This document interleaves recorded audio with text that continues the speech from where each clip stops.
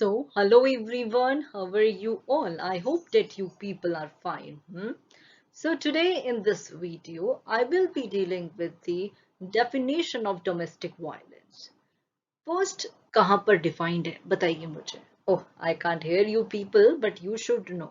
It is defined under the Act of the Protection of Women from Domestic Violence Act 2005 के अंदर defined है domestic violence. पहले तो definition clause section 2G of this particular act of 2005 it says that domestic violence has the same meaning assigned under section 3. तो आपको domestic violence की definition के लिए सेक्शन 3 देखना पड़ेगा. People, I will be covering up more sections with respect to this particular act in my later videos. First, इस particular video के अंदर I have covered up the definition of domestic violence. पहले आपको meaning पता होना चाहिए domestic violence होता क्या है. उससे पहले जो ये act है Protection of Women from Domestic Violence Act 2005, this is the act which is made for the protection of women, which is basically dealing with the victim's right, and it is dealing with the types of violences, etc. You people should know about that. Now, what is domestic violence? अब देखो section 3 वो बोलता है definition of domestic violence. अब domestic violence होता क्या है? Try to focus, it is very easy, you people will understand. See, it clearly, first of all, definition of domestic violence बात करता है certain types of violences के से related. क्या क्या violences है उसके अंदर included. पहला है physical abuse, second is sexual abuse, verbal and emotional abuse and economic abuse. ये चार तरीके के abuse किसकी कैटेगरी के अंदर आते हैं? डोमेस्टिक वायलेंस की कैटेगरी के अंदर आते हैं. How? See, section 3 says that for the purposes of this act, any act, कोई भी ऐसा act, कोई भी omission या फिर commission or conduct of the respondent shall constitute domestic violence in the case of these certain 4 points.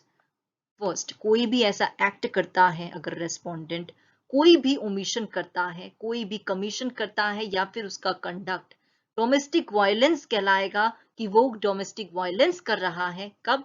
अगर physical abuse जैसा कोई एक्ट करता है डोमेस्टिक वायलेंस है. If he is not providing economic help, he is not helping his wife in order to provide her money, etc., not providing her shelter, etc., he is omitting to do so. And if he is doing any kind of commission of the act, like if he is doing sexual abuse, and through his conduct, if he is verbally or emotionally abusing the wife or any women, it is said to be the act of domestic violence. First of all, it is necessary, people, who is respondent. Is respondent is anywhere defined under the act or not? Yes, section 2Q of the domestic this protection of women from Domestic Violence Act 2005 defines the word respondent. Respondent means any adult male person who is or has been in a domestic relationship with the aggrieved person and against whom aggrieved person has sought any relief under the act. So, जो आप word use करते हो, जहां पे word use करा गया है respondent, respondent का मतलब क्या होता है? As per section 2Q, respondent का मतलब कोई भी एडल्ट मेल पर्सन, ठीक है, जो अग्रीव्ड पर्सन के साथ डोमेस्टिक रिलेशनशिप में है, उसको हम रेस्पोंडेंट कहते हैं. आपकी बात समझ में आई? Any male person it is talking about, it is said to be as the respondent. Dear ones, very much important thing which I would like to tell you people is that whenever you are studying anything, आपको अपनी बेरेक्ट अपने साथ रखो. Law की बेरेक्ट आपके पास होनी चाहिए. अभी हम protection of women from domestic violence पढ़ रहे हैं, उसकी बेरेक्ट अपने पास रखो and then try to correlate. Otherwise आप लोगों को डोमेस्टिक वायलेंस का मतलब पता नहीं चलेगा क्लियरली. ऑलराइट, सो कोई भी ऐसा एक्ट, ओमिशन, कमीशन या फिर कंडक्ट रेस्पोंडेंट का, हम बोलेंगे कि वो डोमेस्टिक वायलेंस होगा कब? पहला, अगर वो हार्म करता है या फिर इंजरी प्रोवाइड करता है, या फिर इंजरी या फिर इंडेंजर करती है, उसका कोई भी ऐसा एक्ट है which is endangering the health, safety, life, limb or well-being, or mental or physical of the this aggrieved person, it will be said to be as the domestic violence. और वो injury या फिर harm या फिर endangering of the health, save life, limb और wellbeing इस तरीके का है जो क्या क्या इंक्लूड करता है, which is including physical abuse, sexual abuse, verbal and emotional abuse or economic abuse, then it will be said to be as then that it is the domestic violence done by the respondent. Second, अगर वो harass करता है या फिर harm करता है, injury या फिर इंडेंजर कर रहा है अग्रीव्ड पर्सन को,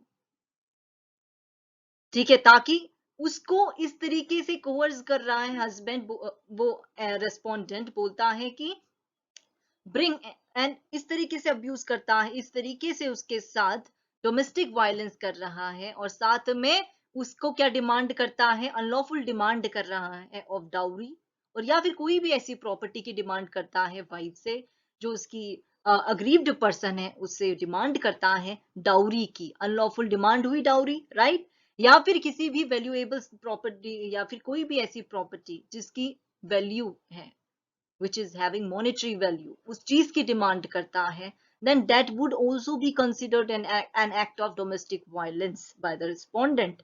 You people are studying aggrieved person, तो aggrieved person होता कौन है? Aggrieved person means as per law क्या होता है aggrieved person?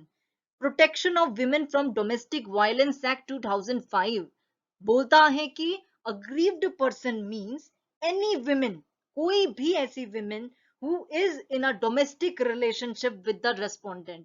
So any women जो domestic relationship में है respondent के साथ, उसको हम aggrieved person कहते हैं. अब domestic relationship होता क्या है?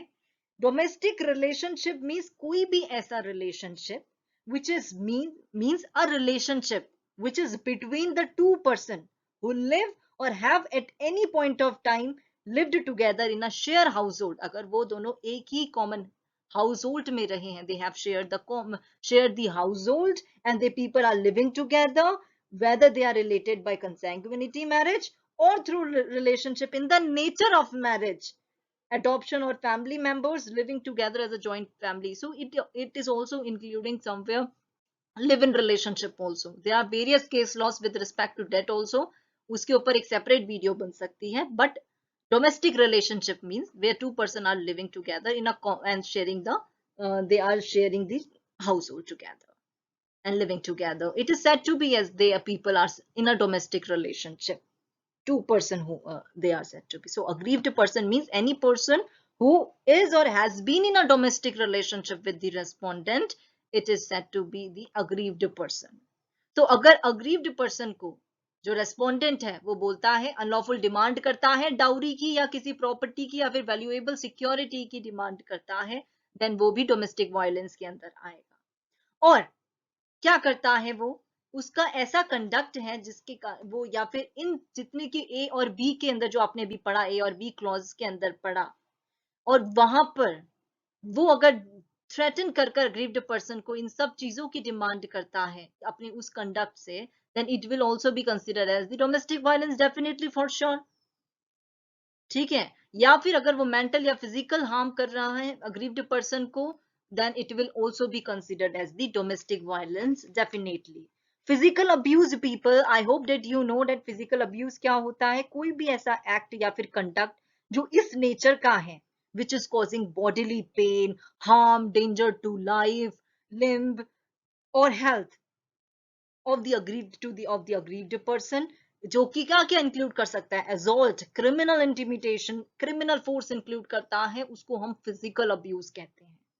वहीं पे जब हम सेक्सुअल अब्यूज की बात करते हैं तो sexual abuse means any act, it means that कोई भी ऐसा कंडक्ट जो सेक्सुअल नेचर का है, जो अब्यूज कर रहा है, ह्यूमिलिएट कर रहा है और डिग्रेड कर रहा है एक विमेन की डिग्निटी को, उसको हम सेक्सुअल अब्यूज कहते हैं. जब हम वर्बल और इमोशनल अब्यूज की बात करें तो वर्बल और इमोशनल अब्यूज के अंदर क्या क्या आ सकता है? सब respondent is insulting, ridiculing and humiliating और कॉलिंग द अग्रीव्ड पर्सन। जब भी हम अग्रीव्ड पर्सन की बात करूंगी तो it includes any women. Any women के अंदर वाइफ भी इंक्लूडेड हो, डेफिनेटली इंक्लूडेड होती है, राइट? तो एनी लिविंग पार्टनर ऑल्सो। सो अगर वो हस्बैंड, अगर वो रेस्पोंडेंट जो है वर्बल और इमोशनल अब्यूज करता है अग्रीव्ड पर्सन के साथ, स्पेशली विथ रिगार्ड, आप कंसिडर कर जैसे कि you are not able to give birth to a child, or with regard to not having a child or a male child, it will be coming under the verbal and emotional abuse. Repeatedly उसको threaten करता है कि वो physical pain करेगा किसी भी एक person को जिसके साथ aggrieved person is interested, is having any connection. तो ये भी आपका वर्बल इमोशनल अब्यूज के अंदर आता है। और इमोशनल जब हम अब आता है इकोनॉमिक अब्यूज की, एक हस्बैंड की रिस्पॉन्सिबिलिटी है that he will be taking care of his wife. Respondent की रिस्पॉन्सिबिलिटी होती है when they are in a domestic relationship,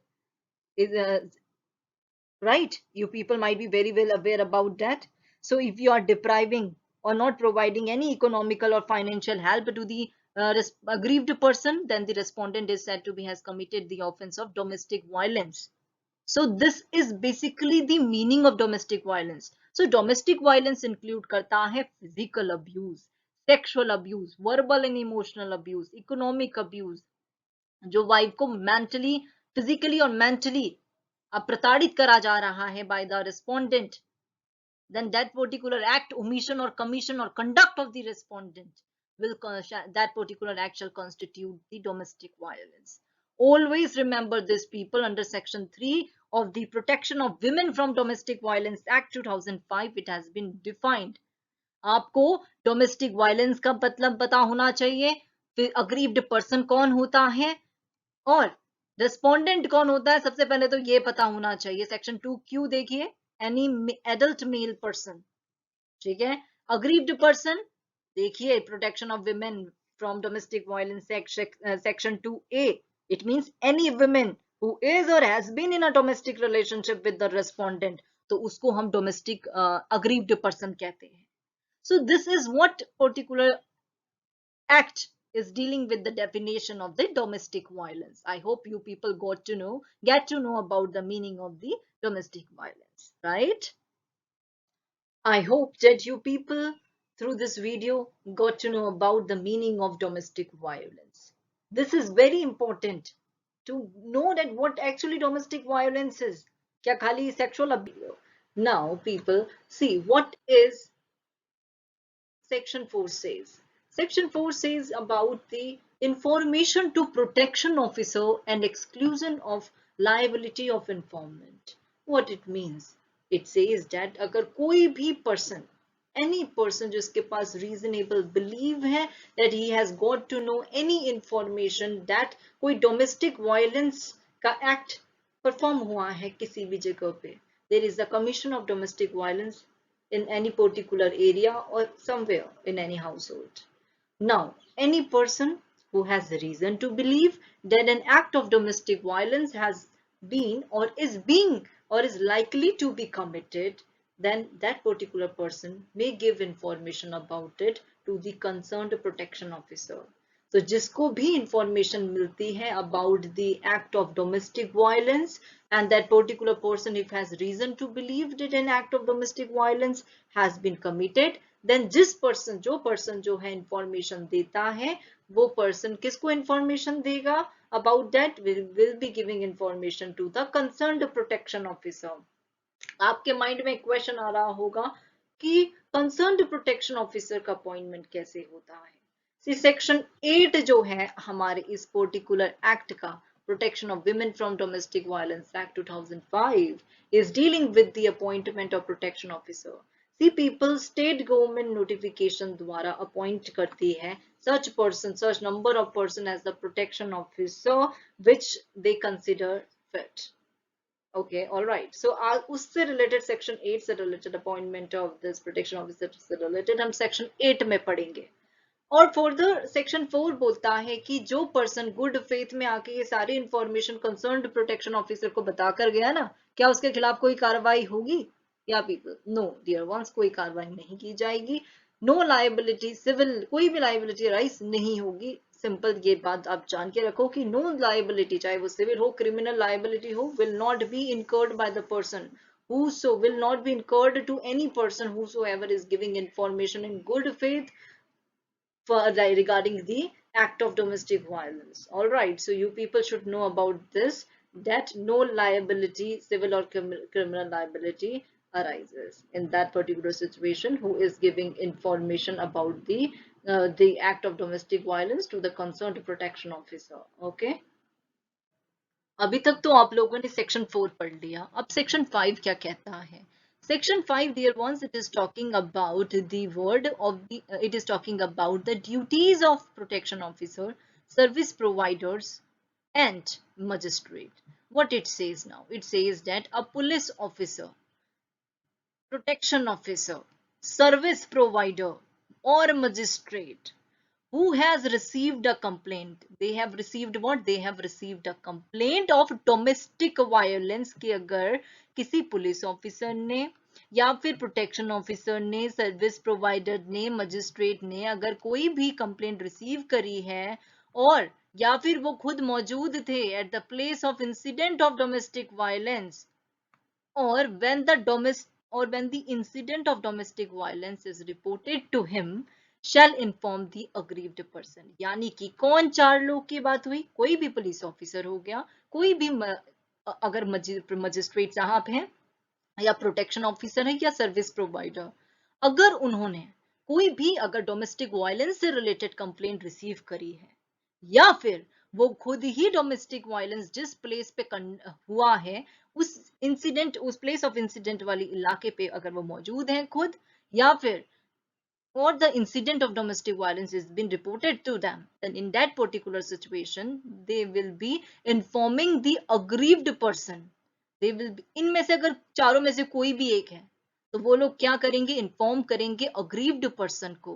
क्या बोलेंगे? अग्रीव्ड पर्सन कौन होता है? Tell me below in the comment box. The protection of women from domestic violence act 2005, कहाँ पे अग्रीव्ड पर्सन डिफाइंड है? मीनिंग बताती हूँ। Aggrieved person means any women who was in a who has been in a domestic relationship with the respondent. Respondent यानी कि any male adult person जिसके साथ वो डोमेस्टिक रिलेशन पे थी, उसको हम अग्रीव्ड पर्सन कहते हैं। अब अग्रीव्ड पर्सन को ये इनमें से कोई भी एक बताएंगे अबाउट हर राइट, कि वो एप्लीके जैसे उसके साथ डोमेस्टिक वायलेंस हुआ है तो what she can do, that she has the right to make an application for obtaining relief by way of a protection order, an order for monetary relief. वो क्या कर सकती है? She can make an application of for obtaining the relief. किस किस की relief, क्या क्या relief ले सकते हैं? She can make a protection order, an order for monetary relief, custody order, residence order या फिर compensation order, और more than one such order under this act. इनमें मॉनिटरी जैसे कि मॉनिटरी रिलीफ वाला ऑर्डर है, कस्टडी ऑर्डर है, residence order है, वो एक साथ में भी मांग सकती है। तो इसके पास राइट है, उस अग्रीव्ड पर्सन के पास राइट है कि वो ये एप्लीकेशन लगा सकती है रिलीव की। ठीक है। ऑफ द अवेलेबिलिटी, सेकेंड बोलता है of the availability of the services of the service providers. Section 10 के अंदर सर्विस प्रोवाइडर्स की बात की गई है। सर्विस प्रोवाइडर्स जो होते हैं उनकी जो रजिस्टर्ड सर्विस प्रोवाइडर जो भी रजिस्टर्ड है अंडर सेक्शन 10 के अंदर, आप देखोगे उसको पढ़िएगा आप, उसके अंदर बोला गया है कि सर्विस प्रोवाइडर के पास पावर होती है कि वो डोमेस्टिक इंसिडेंट रिपोर्ट बनाएंगे। ठीक है, उसको प्रॉपर तरीके से रिकॉर्ड करेंगे, अग्रीव्ड पर्सन को मेडिकली एग्जामिन करवाएंगे एंड इंश्योर करेंगे डेट अग्रीव पर्सन को प्रॉपर तरीके से शेल्टर होम प्रोवाइडेड है या नहीं, etcetera. People refer section 10 for this of this particular same act only of the protection of women from domestic violence act। उसके अंदर सर्विस प्रोवाइडर्स की बात करी गई है।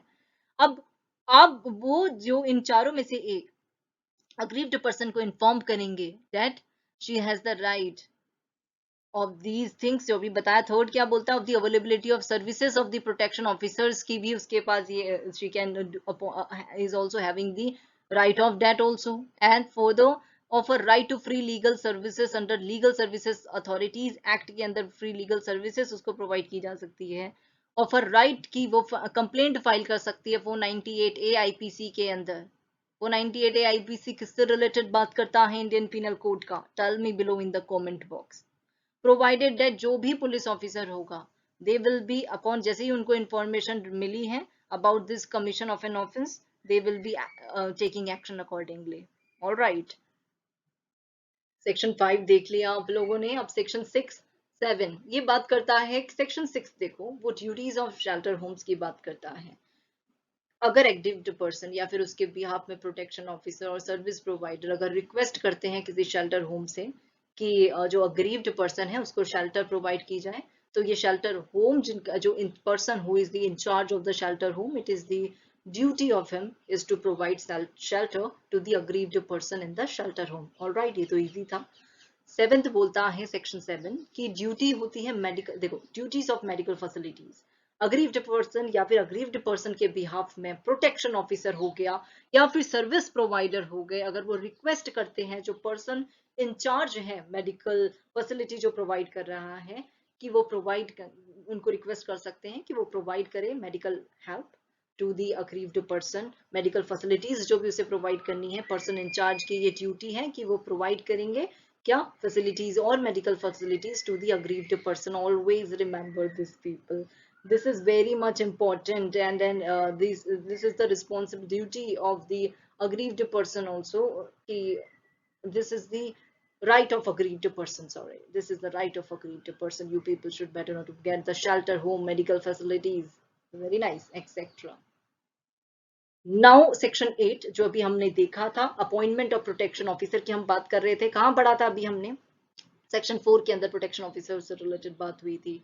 तो वही चीज आपको पता होनी चाहिए कि appointment of protection officer, see people, जो स्टेट गवर्नमेंट होती है वो नोटिफिकेशन द्वारा अपॉइंट कर सकती है प्रोटेक्शन ऑफिसर्स को किसी हर डिस्ट्रिक्ट में, जहां पे it may consider necessary that there should be an appointment of the protection officer, and वो नोटिफाई करेंगी अबाउट दैट कितने नंबर ऑफ प्रोटेक्शन ऑफिसर उस पर्टिकुलर लिमिट के दायरे में अपॉइंट किए जाएंगे, and they will be how they will be exercising their powers, and all everything will be made well known to them, ठीक है। और फर्दर क्या ड्यूटीज होंगी उनकी, कैसे परफॉर्म करेंगे, ये भी बताया जाता है प्रोटेक्शन ऑफिसर को। और protection officer shall as far as possible be women. कौन होगी प्रोटेक्शन ऑफिसर? विमेन होंगी, and who will be having qualification and experience which will be prescribed as may be prescribed by the state government, and the terms and condition of the services of the protection officer and other subordinate to him shall be as may be prescribed. So as such कोई clarity हमें बताई नहीं गई है कि कितने term तक हैं, right? ये आप लोगों को भी clearly दिख रहा होगा, it will be as may be prescribed, clearly written over here. Now see section 9. It says that क्या duty, it is talking about the duties and functions of protection officers, right? So it says that it shall be the duty of protection officer, कि protection officer की ये duty होगी कि सबसे पहले clause A के अंदर बोला गया है कि वो असिस्ट करेंगे मजिस्ट्रेट को in the discharge of his functions under this act. Magistrate जो भी अपनी ड्यूटी अपना जो फंक्शन कर रहे हैं, magistrate who will be assisting him? Protection officer will be assisting the magistrate first. Second, जो protection officer होंगे, he will make a DIR, that is the domestic incident report, to the magistrate, and जो वो report होगी, it will in such a form or it will be in such a manner as may be prescribed. That वो एक proper rule, general rule जो होता है उसके according जो report बनती है वो proper follow किया जाएगा। जैसे ही उनको इंफॉर्मेशन मिली डोमेस्टिक इंसिडेंट की, डोमेस्टिक वायलेंस हुआ है, उसके बाद जैसे ही अब he received of the complaint, he received the complaint of domestic violence, उसके बाद वो क्या करेंगे, उस DIR को कहाँ फॉरवर्ड करेंगे, और उसकी कॉपीज जितनी भी थी डोमेस्टिक इंसिडेंट रिपोर्ट की कॉपीज को पुलिस ऑफिसर इंचार्ज जो है उसको फॉरवर्ड करेंगे। किसी पर्टिकुलर पुलिस स्टेशन के जो police officer in charge of the police station जो होंगे, उनको क्या करेंगे, उस पुलिस ऑफिसर को उस पर्टिकुलर जो भी डोमेस्टिक इंसिडेंट रिपोर्ट थी वो फॉरवर्ड करेंगे with in the local limit जिसके जुरिस्डिक्शन पे डोमेस्टिक वायलेंस हुआ है। एंड साथ में सर्विस प्रोवाइडर्स जो हैं उनको भी उसकी प्रॉपर DIR रिपोर्ट, जो डोमेस्टिक इंसिडेंट रिपोर्ट है, सर्विस प्रोवाइडर को भी दी जाएगी।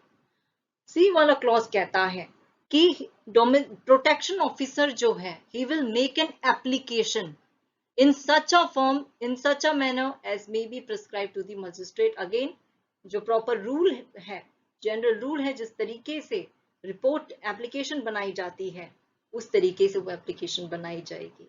अगर अग्रीव्ड पर्सन जो है, इफ ही सो डिजायर्स, अगर वो प्रोटेक्शन ऑर्डर भी मांगना चाहता है, वो उसकी रिलीफ मांगना चाहता है, उस एप्लीकेशन के अंदर वो मेंशन कर सकते हैं। डी वाला क्लॉज बोलता है कि he will be ensuring that aggrieved person जो है is provided proper legal aid, aggrieved person को प्रोवाइड की गई है under the Legal Services Authorities Act 1987 and make available free of cost prescribed form in which complaint to be made. This is also very important point.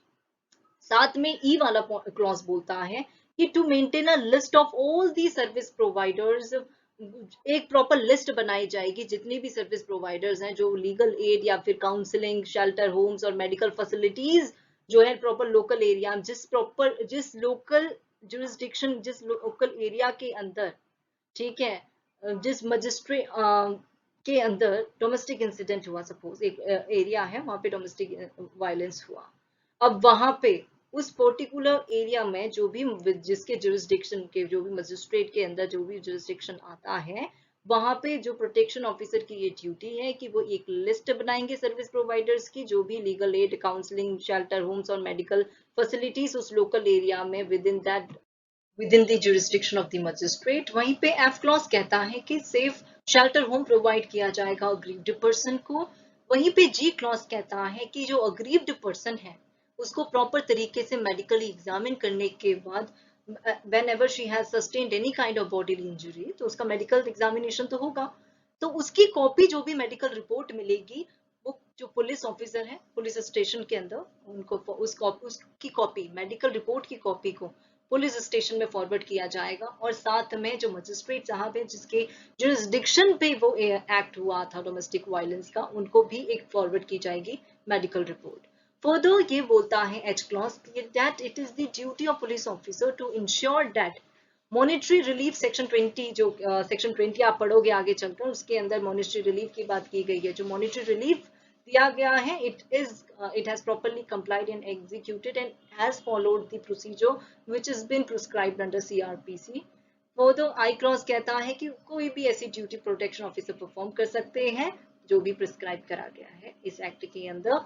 And subsection 2 important thing, protection officer जो भी अपनी duties perform कर रहे हैं, he is performing under the control and supervision of the magistrate, and these duties are being imposed by whom? By the magistrate and the government, by or under this particular act. Which act I am talking about?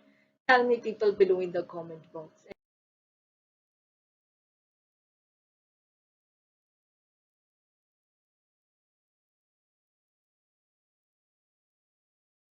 Now people, section 10. Section 10 talks about the service providers. Service providers होते कौन है? See, service providers जो है, इस पहले तो section 10 बोलता है, उसका subsection 1 जो है वो बोलता है कि subject to the rules which is made in this behalf, कोई भी voluntary associations जो भी रजिस्टर्ड है सोसाइटीज रजिस्ट्रेशन एक्ट 1860 के अंदर, और कोई भी कंपनी जो कंपनीज एक्ट के अंदर रजिस्टर्ड है, और कोई भी other law for the time being in force जो भी इस ऑब्जेक्टिव के साथ बना गया है कि वो प्रोटेक्ट करेंगे राइट और interest of the women by any lawful means, including वो क्या प्रोवाइड करेंगे, लीगल एड प्रोवाइड करेंगे, मेडिकल फैसिलिटीज प्रोवाइड करेंगे, फाइनेंशियल हेल्प प्रोवाइड करेंगे, और कोई भी ऐसा असिस्टेंस प्रोवाइड करेंगे जो which is for the protection of the women, then वो particular association जो है they can register themselves as the service provider. They can register itself with the state government as a service provider for the purpose of this act. इस act के अंदर women के जब भी there any women who has suffered domestic violence, if they are seeking for any kind of financial help or medical facility, legal aid, then service providers will be providing assistance to them. All right. Subsection 2 बोलता है कि service provider की ये duty है कि वो record करेंगे domestic incident report in the prescribed form, और उसकी कॉपी फिर मजिस्ट्रेट को फॉरवर्ड करेंगे और प्रोटेक्शन ऑफिसर को फॉरवर्ड करेंगे जिस भी लोकल एरिया में डोमेस्टिक इंसिडेंट जो प्लेस डोमेस्टिक वायलेंस हुआ है। और ये जो है service provider they will get the aggrieved person medically examine करेंगे और उसकी कॉपी मेडिकल रिपोर्ट की कॉपी प्रोटेक्शन ऑफिसर और पुलिस स्टेशन पे लोकल जुरिस्डिक्शन पे जहाँ पे एक्ट हुआ है उनको फॉरवर्ड करेंगे। और साथ में वो सर्विस प्रोवाइडर्स जो है वो इंश्योर करेंगे दैट एग्रीव्ड पर्सन को प्रॉपर शेल्टर होम प्रोवाइड किया गया है और इसकी भी कॉपी फॉरवर्ड करेंगे किसको, कि उसके प्रॉपर शेल्टर होम प्रोवाइडेड है पुलिस स्टेशन पे, और को फॉरवर्ड करेंगे दैट प्रॉपर तरीके से शेल्टर प्रोवाइडेड है। कोई भी सूट प्रोसिक्यूशन और लीगल प्रोसीडिंग लाइन नहीं करेगी सर्विस प्रोवाइडर के खिलाफ who are doing their duties in good faith for the protection or for the protecting the rights and interest of the women in a lawful means. Always remember this. So these are the duties of service providers provided under section 10. I am telling how, I am telling according to law provided under section 10 of the protection of women from the domestic violence act. Refer your bare act, open your bare act जब भी पढ़ रहे हो तभी समझ में आएगा। Now section 11, the most important section, it is talking about the duties of government. Central government and state government will make sure, they will ensure that जो ये provision है ना, जो आप act पढ़ रहे हो protection of women from domestic violence act 2005, इसके जितने भी provisions हैं इसकी वाइड पब्लिसिटी होनी चाहिए through public media including television, radio, print media at regular intervals. Time to time इसकी पब्लिसिटी होनी, वाइड पब्लिसिटी होनी चाहिए। How, not talking about just publicity, it is a kind of general awareness which is being made to the people so that they got to know aware about the particular act. तो ये state government और central government की responsibility है, वो क्या करेंगे, wide publicity करेंगे इस particular provisions of this particular act की। और साथ में सेंट्रल गवर्नमेंट और स्टेट गवर्नमेंट इन state government officers including the police officers और जो मेंबर्स हैं जुडिशियल सर्विसेज की, they are given periodic sanitisation sensitization and awareness training program with related to the issues addressed by this particular act. Effective coordination hona chahiye between the services which has been provided by the concerned ministries and department dealing with the laws and so on. And this is important section, people. You have to yourself refer section 11 of the which act? Yeah, you people tell me below in the comment box. Again. So people, if you have your parents, open it or side by side देखो what I am saying and accordingly study. All right. Now see people, section 12 talks about application to magistrate. It says that अगर कोई भी aggrieved person है या फिर protection officer or any other person और behalf of the aggrieved person के behalf में वो लोग application magistrate के सामने they can present the application seeking one or more relief. Relief क्या क्या है, जैसे कि monetary relief लेनी है, custody orders लेने हैं, residence order लेना है, ये सारे relief provided है protection of women from domestic violence act के अंदर। So aggrieved person या protection officer या or any other person aggrieved person के बिहाफ में एप्लीकेशन पेश कर सकते हैं मजिस्ट्रेट के सामने रिलीफ लेने के लिए। प्रोवाइडेड दैट मजिस्ट्रेट कोई भी एप्लीकेशन बिफोर पासिंग कोई भी ऑर्डर रेसिडेंस ऑर्डर अगर मजिस्ट्रेट को पास करना है, अगर कोई भी ऑर्डर पास करना चाहते हैं, उस ऑर्डर को पास करने से पहले क्या होगा, जो मजिस्ट्रेट है he will be properly taking into consideration the DIR, that is the domestic incident report को जो उनको रिसीव हुई थी प्रोटेक्शन ऑफिसर ने और सर्विस प्रोवाइडर ने जो भी रिपोर्ट में डोमेस्टिक इंसिडेंट रिपोर्ट मजिस्ट्रेट को दी थी, magistrate proper he will be taking into consideration that particular DIR report, then only he will be passing any order of release. All right.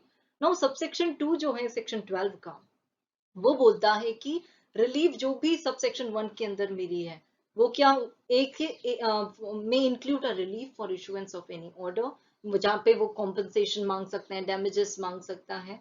So this is all about की relief में उसे ये मिल सकते हैं compensation और damages मिलेंगे, जो भी उसको कॉम्पनसेशन मिलेगा, किसको, अग्रीव्ड पर्सन को, ठीक है। और फर्दर सबसेक्शन 3 के अंदर बोला गया है कि एवरी एप्लीकेशन जो भी सबसेक्शन 1 के अंदर किस फॉर्म में होगी, जिस प्रॉपर फॉर्म जो होता है, प्रॉपर तरीके से एक प्रिस्क्राइब्ड फॉर्म होता है जिस तरीके से होनी चाहिए, उस प्रिस्क्राइब्ड फॉर्म जनरल रूल के अकॉर्डिंग जो एक प्रॉपर फॉर्मेट होता है फॉर्म का, एप्लीकेशन का, तो वो उस तरीके से it should be in such a form and accordingly the particulars must be mentioned there. Further magistrate shall fix the first date of hearing. Date of hearing जो है मजिस्ट्रेट फिक्स करेंगे, और जिस दिन उन्हें एप्लीकेशन मिली है उसके 3 दिन के अंदर हियरिंग हो, फर्स्ट डेट ऑफ हियरिंग मतलब डे ऑफ हियरिंग हो जानी चाहिए, फर्स्ट हियरिंग हो जानी चाहिए. फिफ्थ सबसेक्शन बोलता है कि magistrate shall endeavour that he will be dispose of every application जो भी उन्हें सबसेक्शन 1 के अंदर मिली है regarding seeking for the relief under this act. तो it should be disposed, every application which should be disposed within a period of 60 days from the date of the first hearing के बाद. All right people, you should know about it. Now people, section 13 it is talking about the service of notice. ये बोलता है कि a notice of the date of hearing, जो भी section 12 के अंदर date of hearing की बात पढ़ी थी अभी हमने, अब मजिस्ट्रेट क्या करेंगे, उस नोटिस को प्रोटेक्शन ऑफिसर को देते हैं, और प्रोटेक्शन ऑफिसर जो है उस नोटिस को जाके सर्व करता है रिस्पोंडेंट को, या फिर और एनी अदर पर्सन जिसका भी नाम प्रिस्क्राइब्ड है उस नोटिस के अंदर, मजिस्ट्रेट डायरेक्ट करेंगे, और with in the maximum 2 days ये नोटिस सर्व हो जाना चाहिए उस पर्टिकुलर पर्सन को जिसको नोटिस भेजना है. फॉर द सबसेक्शन 2 बोलता है कि a declaration of service of notice which is been made by the protection officer, it shall be the proof that such notice was served upon the respondent. जैसे ही protection officer notice दे देंगे, ये sufficient proof है कि respondent को वो notice मिल चुका है, या फिर जिसका भी पर्सन का नेम और any other person names who has been give, मतलब जिस भी अदर पर्सन का नेम अगर मजिस्ट्रेट ने डायरेक्ट करा है कि इसको नोटिस जाना चाहिए, अगर उसको मिल गया तो ये सफिशिएंट प्रूफ है कि हाँ नोटिस सर्व हो गया है. सब सेक्शन 14 बोलता है काउंसलिंग से रिलेटेड. मजिस्ट्रेट जो है ना eight any stage of the proceeding, इस एक्ट के अंदर protection of women from domestic violence act के अंदर डायरेक्ट कर सकते हैं रेस्पोंडेंट को या फिर अग्रीव्ड पर्सन जो है. रेस्पोंडेंट क्या होता है, अग्रीव्ड पर्सन क्या होता है, I have already told you people, you haven't watched that video, so domestic violence की जहां डेफिनेशन बताई है वहां पे you people can refer. Tell me below in the comment box कहां डिफाइंड है दोनों, अग्रीव्ड पर्सन एंड रेस्पोंडेंट. तो मजिस्ट्रेट क्या है, सेक्शन 14 बोलता है magistrate at any stage of the proceeding इस एक्ट के अंदर रेस्पोंडेंट को और अग्रीव्ड पर्सन को डायरेक्ट कर सकते हैं, या तो अकेले बुलाकर या फिर जॉइंटली दोनों को बुलाकर उनकी काउंसलिंग उनकी काउंसलिंग होनी, to under that their counselling must happen, कि उनकी काउंसलिंग होनी चाहिए with any member of the service provider. जो सर्विस प्रोवाइडर था कौन से सेक्शन के अंदर, सेक्शन 10 के अंदर, सर्विस प्रोवाइडर जो है काउंसलिंग करेंगे उनके, वो होगा पर्सन जो उनकी काउंसलिंग करेगा, उसके पास प्रॉपर क्वालिफिकेशंस होंगे और एक्सपीरियंस होगा काउंसलिंग का. एंड जहाँ पे मजिस्ट्रेट, अगर मजिस्ट्रेट ने डायरेक्शन इशू करे हैं अंडर सबसेक्शन 1 जो भी बताया, then he will be fixing the next date of the hearing case within a period of not exceeding 2 months. This is the important provision. You yourself refer section 14 subsection 2. वो आपको पर counselling से related पता होना चाहिए. All right. Now further section 15. Now section 15 it is talking about the assistance of welfare expert. ये बोलता है कि इस in any proceeding under this act of DV Act, magistrate जो है for discharging his functions he can take the assistance of a welfare expert. वैसे जो welfare expert होता है preferably एक women होती है. Section 16 वहीं पे बात करता है about the proceedings to be held in camera. अगर magistrate जो है if he considers that the circumstances of the case so warrant that, and if either party to the proceedings so desire, then he can conduct the proceeding, then he may conduct, the may word should be focused upon, okay? Then he may conduct the proceedings under this act in camera, okay? Proceedings जो भी होती है, then it will be held in camera. Now section 17 it is talking about right to reside in a shared household. What does it mean? Section 17 बोलता है कि notwithstanding anything contained in any other law for the time being in force, every woman जिसके साथ domestic जो domestic relationship में थी, उसके पास right है, then that she can reside in the shared household whether or not she has any right or beneficial interest in the, उस जो भी हाउस में उसका कोई beneficial interest है या नहीं है. If she had been in the domestic relationship with the person, then every woman is having right to reside in the shared household. तो उनके पास राइट है कि वो उस shared household में रहेगी. सेकेंड सबसेक्शन क्लॉज बोलता है, सबसेक्शन बोलता है सेक्शन 17 का, that aggrieved person shall not be evicted or excluded from the shared household, से evict नहीं करोगे or any part of it by the respondent in accordance with the act. जिसका मतलब ये है, दोबारा सुनो, डेट अग्रीव्ड पर्सन को आप जो इविक्ट नहीं करेगा रिस्पोंडेंट, ना ही एक्सक्लूड करेगा उस शेयर्ड हाउस होल्ड से, या फिर उसके किसी भी पार्ट, एक कॉमन हाउस घर है, उस घर के अंदर से किसी भी पार्ट में अगर वो रह रही है या फिर किसी भी कमरे में रह रही है, उसको इविक्ट या फिर एक्सक्लूड नहीं करेगा रिस्पोंडेंट. ठीक है, according to this law, that aggrieved person is having right to reside in a shared household. All right. Section 18 बात करता है protection orders. प्रोटेक्शन ऑर्डर एक तरीके का रिलीफ है. अगर प्रोटेक्शन ऑर्डर का रिलीफ उसने सेक्शन 12 के अंदर, सेक्शन 12 के अंदर एप्लीकेशन में लिखा है, तो क्या होगा?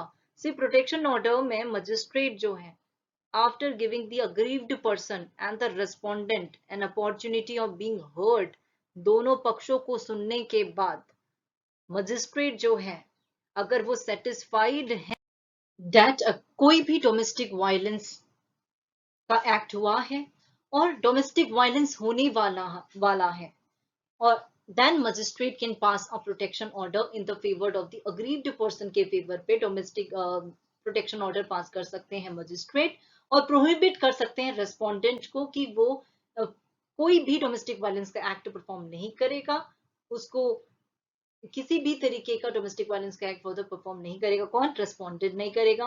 वो किसी जहाँ पे aggrieved person is having the place of employment, वहां पे भी एंट्री नहीं करेगा रेस्पोंडेंट. अगर उसका और फर्दर किसी भी तरीके का कम्युनिकेशन करने का कोशिश नहीं करेगा रेस्पोंडेंट किससे? अग्रीव्ड पर्सन से, इंक्लूडिंग कोई भी देखो कम्युनिकेशन कैसे हो सकता है? पर्सनल हो सकता है, ओरल हो सकता है, रिटन हो सकता है, इलेक्ट्रॉनिक फॉर्म में, टेलीफोनिक कॉन्टैक्ट में, तो नहीं कर सकता रेस्पोंडेंट किसी भी तरीके से, he is prohibited.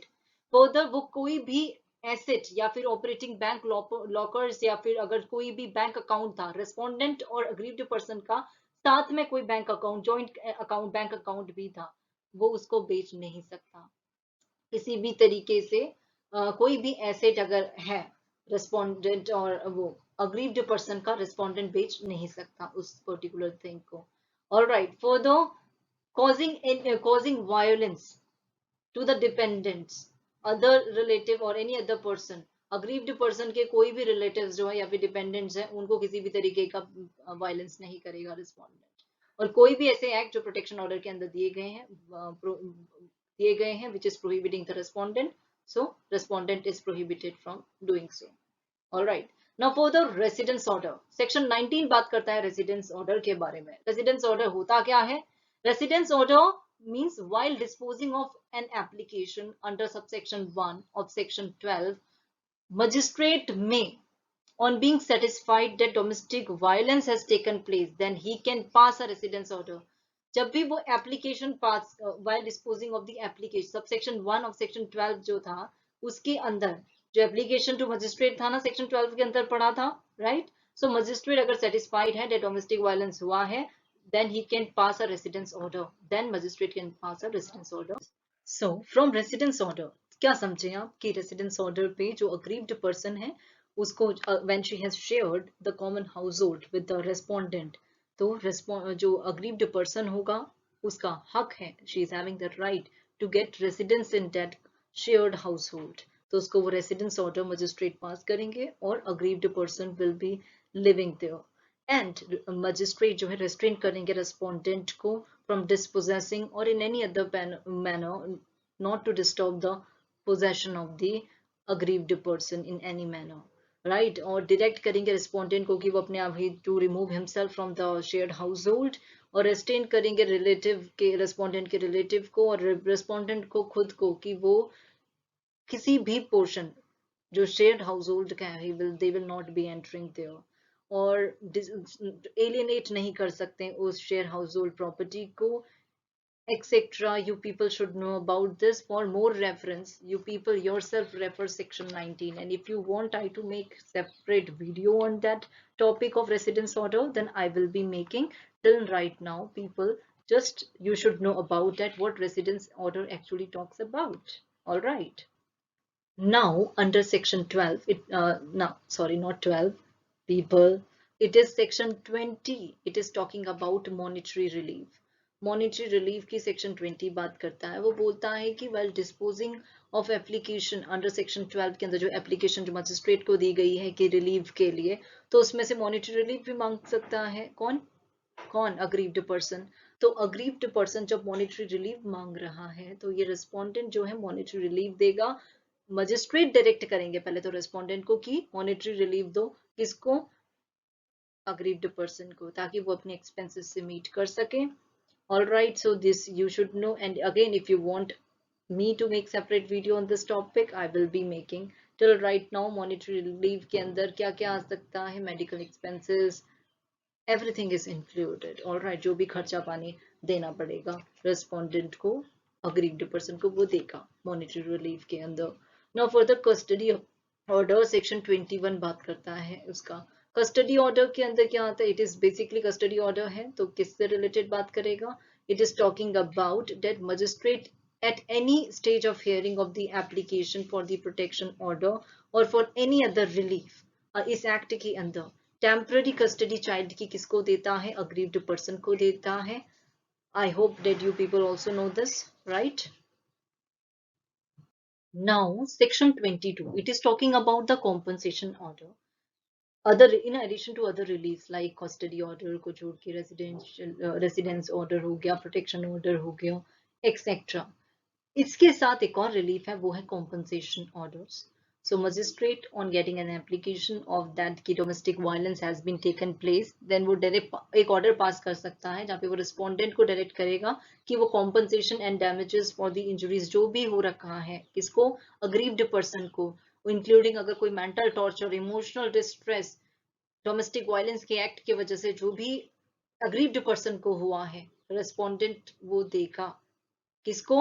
Aggrieved person को, जो उसकी वाइफ है या फिर और एनी अदर पर्सन और एनी वुमेन, उनको क्या देगा? डोमेस्टिक वायलेंस दिस कॉम्पनसेशन देगा टू रेस्पोंडेंट. सेक्शन 23 बात करता है power to grant interim and ex parte orders. Magistrate ही है जिनके पास ये पावर है कि वो ग्रांट कर सकते हैं interim order as he deems just and proper. All right. Section 24 वहीं पे बात करता है court to give copies of order free of cost. Magistrate जो है shall fix in all cases where he has passed any order under this act order that copy of such order shall be given free of cost to the parties to the application. The police officer in charge of the police station in the jurisdiction of which magistrate has been approached, or any other service provider who is located within the jurisdiction of the court, and if any such service provider has registered a DIR domestic incident report to that service provider, so copy free of cost दी जाएगी to the service जिन्होंने भी application दी है magistrate को, copy of the order free of cost दिया जाएगा section 24 के according. वहीं पे सेक्शन 25 बात करता है duration and alteration of orders. अगर देखो पहली बात तो प्रोटेक्शन ऑर्डर जो सेक्शन 18 के अंदर हुआ shall be in force till the aggrieved person applies for discharge. जब तक एग्रीव्ड पर्सन डिस्चार्ज के लिए नहीं बोलता तब तक वो will be remaining till force, उसका ड्यूरेशन वो है. फिर if the magistrate on receipt of an application aggrieved person से या फिर रेस्पोंडेंट से अगर कोई एप्लीकेशन मिली मजिस्ट्रेट को that there is a change in the circumstance कि उसमें कोई ऑल्टरेशन करना है या मॉडिफिकेशन रिवोकेशन करना है किसी भी ऑर्डर का, then he may for reasons to be recorded in writing will pass such order as he deems appropriate. तो उसमें ऑल्टरेशन भी हो सकते हैं if it deems fit, otherwise no. Section 26 वहीं पे बात करता है relief in other suits and legal proceeding. So any relief जो भी available है under section 18, 19, 20, 21, 22 may also be sought in any legal proceeding before a civil court, family court, criminal court, affecting the aggrieved person and the respondent whether such proceeding was initiated before or after the commencement of this act. ठीक है, अगर कोई भी relief जो भी obtain की गई है अग्रीव्ड पर्सन द्वारा in any proceeding other than a proceedings under this act, she shall be bound to inform the magistrate of the grant of such relief. अगर उन्हें कोई भी अग्रीव्ड पर्सन को कोई भी रिलीफ मिली है इस एक्ट के बाहर किसी भी जगह पे किसी और कोर्ट के अंदर, तो वो बताना पड़ेगा अग्रीव्ड पर्सन को, मजिस्ट्रेट को। ठीक है, इन्फॉर्म करना पड़ेगा किसे, अग्रीव्ड पर्सन को, मजिस्ट्रेट साहब को।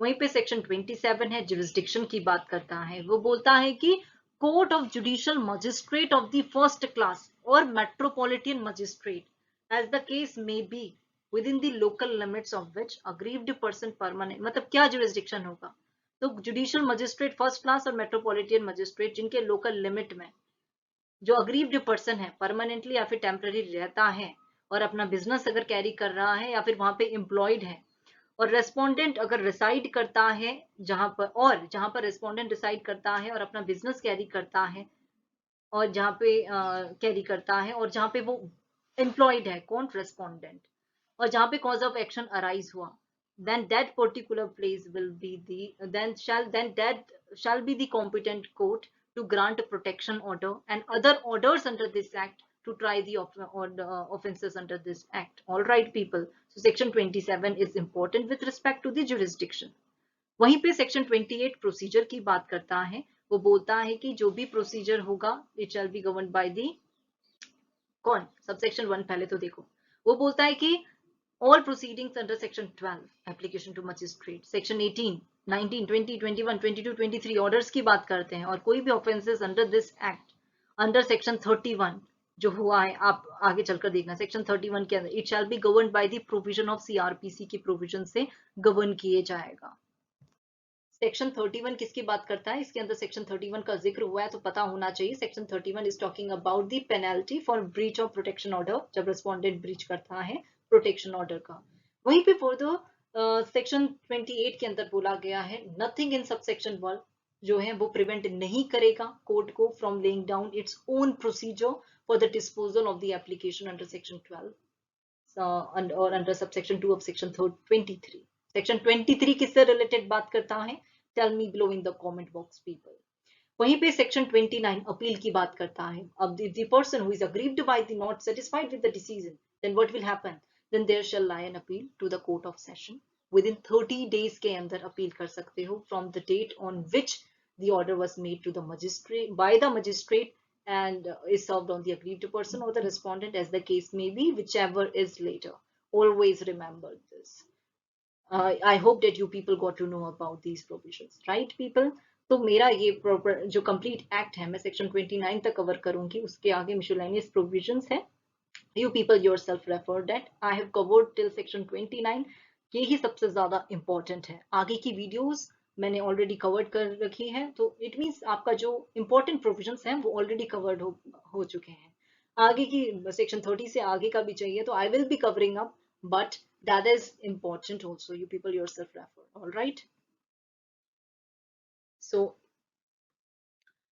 I have covered up from section 12 to section 29 in this video. इससे पहले की वीडियोस आप मेरी प्लेलिस्ट में जाकर देखो।